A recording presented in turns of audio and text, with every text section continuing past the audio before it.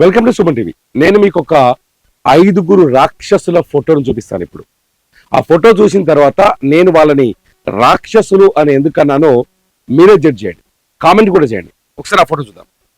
ఇదే ఆ ఫోటో, ఒకసారి అబ్జర్వ్ చేయండి ఈ ఫోటోని. ఇక్కడ నేను చాలా సింపుల్ గా చెప్తాను. రాక్షసుడు 1, రాక్షసుడు 2, రాక్షసుడు 3, రాక్షసుడు 4, రాక్షసుడు 5 అంటారు.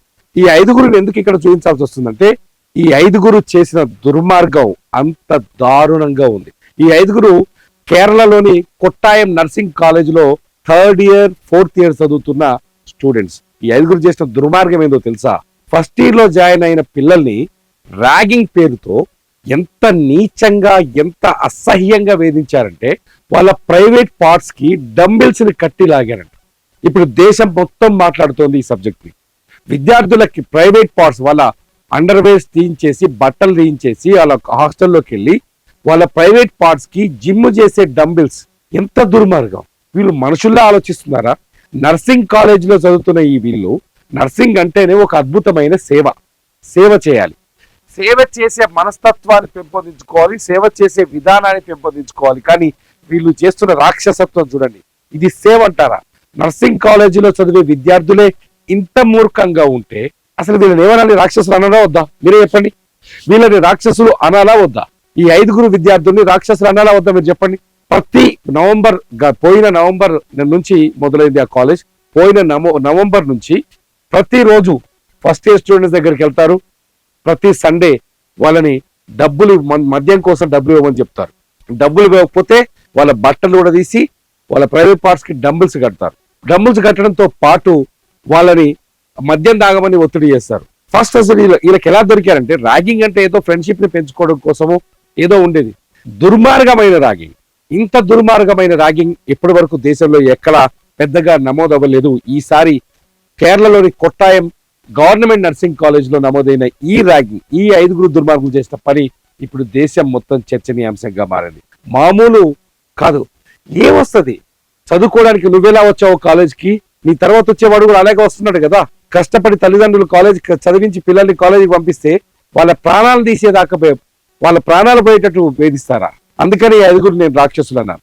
నిజంగా వీళ్ళు ఏం చేశారంటే, ఫస్ట్ ర్యాగింగ్ పేరుతో హాస్టల్ రూమ్కి వచ్చిన తర్వాత ఆ హాస్టల్లో మన మద్యం బాటిల్ తీసుకొచ్చి వీళ్ళ చేత బలవంతంగా మద్యం తాగించి మొబైల్ ఫోన్లలో ఆ వీడియో రికార్డ్ చేశారు. మొబైల్ ఫోన్లలో ఆ వీడియో రికార్డ్ చేసి ఆ వీడియోని వీళ్ళ దగ్గర పెట్టుకొని, మీరు గనక మేము చెప్పినట్టు వినకపోతే ఆ వీడియోని మేము మేనేజ్మెంట్ కి చూపిస్తాం, లేకపోతే ప్రిన్సిపల్ కి చూపిస్తాం, లేకపోతే కాలేజ్ అంతా వైరల్ చేస్తాం, మీ జీవితాన్ని నాశనం చేస్తాం, మిమ్మల్ని కాలేజ్ నుంచి సస్పెండ్ చేస్తారు, బయటకు పంపించేస్తారు. ఇలా రోజు బ్లాక్మెయిల్ చేయడం మొదలుపెట్టారు. బ్లాక్మెయిల్ చేస్తూ ప్రతి సండే వాళ్ళ ఆ పిల్లల దగ్గరకు వచ్చేసి, ఎవరు టార్గెటెడ్ పిల్లల దగ్గరకు వచ్చేసి డబ్బులు వసూలు చేసి ప్రతి సండే వాళ్ళ హాస్టల్లోనే మద్యం తాగడం మొదలుపెట్టారు. మద్యం తాగుతారు. తాగిన తర్వాత వీళ్ళ అరాచకత్వం, పైశాచికత్వం ఎలా ఉంటుందంటే వాళ్ళ బట్టలు కూడా తీసి ర్యాగింగ్ చేస్తారు. వాళ్ళ డంబిల్స్ జిమ్ చేసే డంబిల్స్ తెచ్చి వాళ్ళ ప్రైవేట్ పార్ట్స్ కట్టి వేధిస్తే అసలు ఏమనైతే ఇంత రాక్షసత్వంగా వీళ్ళు చేసిన ర్యాగింగ్ ఇప్పుడు మొత్తం దేశం దృష్టిని ఆకర్షించింది. దేశం అంతా వీళ్ళ వైపు తిరుగుతోంది. ఇది కూడా బయటకు వచ్చేది కాదు. కేరళకు కొద్ది దూరంలో ఉన్న ఒక ప్రైవేట్ కాలేజీలో జరిగిన ర్యాగింగ్, పిల్లగాడు ప్రాణాలు కోల్పోతే అసలు ఏం జరుగుతుంది అనే విషయాన్ని పరిశీలిస్తే, కాలేజీలో ఏం జరుగుతుంది పరిశీలిస్తే ఈ వ్యవహారం బయటకు వచ్చింది.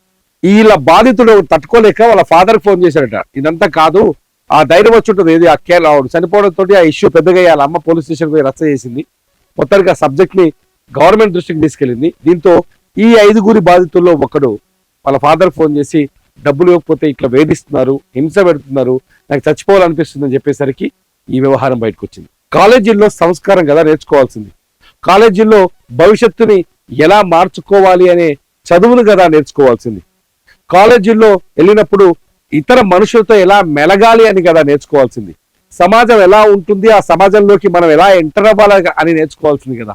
కానీ ఇలా నేరాలు ఎలా చేయాలి, రౌడీయిజం ఎలా చేయాలి, ఎదుటి మనిషిని ఎలా హింసించాలి, ఎలా నాశనం చేయాలి అవతల వాడి జీవితాన్ని నేర్చుకోవడం ఏంటి? దుర్మార్గమైన ఈ 5 అందుకనే నేను రాక్షసులు అన్నాను. ఈ 5 పిల్లలే కావచ్చు, కానీ ఆ వయసులోనే టీనేజ్ దాటి ఇప్పుడిప్పుడే వాళ్ళు మేజర్ అయినారు.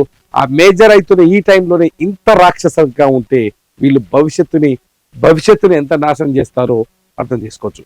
నేను వీళ్ళని రాక్షసులు అనడం సమంజసమా కాదా? మీరేమంటారు? ఈ వీడియో కింద కామెంట్ చేయండి. చూస్తూనే ఉండండి సుమన్ టీవీ.